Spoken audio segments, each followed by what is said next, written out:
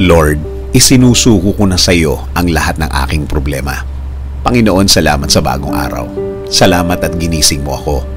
Salamat sa mga bagong oportunidad na kasama ng araw na ito.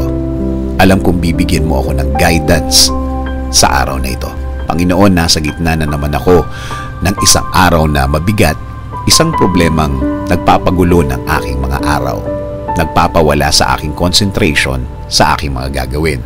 At inaamin ko, Lord, hindi ko na naman alam ang aking gagawin. Lord, ibinibigay ko na po sa inyo ang lahat ng aking nararamdaman, ang lahat ng kabigatan ng araw ko ngayon. Isinusuko ko na po ang lahat sa inyo. Kayo na po ang bahalang pagaanin ang aking araw ngayon, Lord. Alam ko, Lord, na kapag kasama ko kayo, magiging okay ang lahat. Magiging maayos ang lahat. Maraming beses mo na akong natulungan. Maraming beses mo na akong binigyan ng kasagutan sa bawat problema na dumadating sa aking buhay. Bigyan mo ako ng direksyon ang aking araw ngayon, Lord. Ilagay mo po sa aking buhay ngayon ang mga kasagutan sa aking problema. Ilagay mo po sa aking buhay ang mga tamang tao na magdadala sa akin sa tamang sitwasyon. Ibigay mo sa akin ang mga tamang oportunidad. Ibigay mo sa akin ang mga bagay na sasagot at magbibigay solusyon sa aking araw. Lagyan mo ng mga tamang impluwensya ang aking buhay.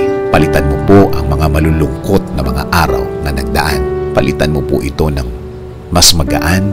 Lagyan mo ng peace, kapayapaan, katahimikan na aking puso at isipan ngayon, Lord. Salamat. Salamat, Lord, dahil alam ko hindi ako mabibigo sa aking mga hinihiling sa inyo, Lord. Alam kong sasagot ka sa aking mga kahilingan sa iyo, Lord.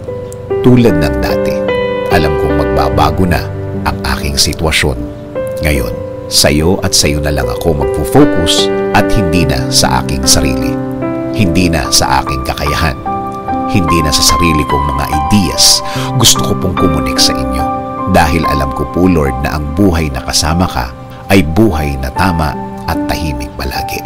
Ikaw na po ang bahala sa aking pamilya din, Panginoon. Gawin mo silang safe palagi. I-bless mo din sila. Ilagay mo sila sa tamang pamumuhay at gawin mo ding safe ang kanilang araw-araw. Panginoon, patuloy mong ilid ang aming mga buhay. Patuloy mong bigyan kami ng guidance. Alam namin na kapag kasama ka namin, magiging maayos ang lahat. Magiging tama ang lahat. At magiging blessed ang lahat. Salamat. Salamat, Lord, dahil pwede ka naming asahan sa lahat ng pagkakataon, sa lahat ng mga pangyayari. Alam namin na patuloy mo kaming tutulungan at hindi pababayaan. In Jesus' name we pray. Amen. Sabi nga sa Proverbs 3:5-6, trust in the Lord with all your heart and lean not on your own understanding. In all your ways, acknowledge Him, and He shall direct your paths.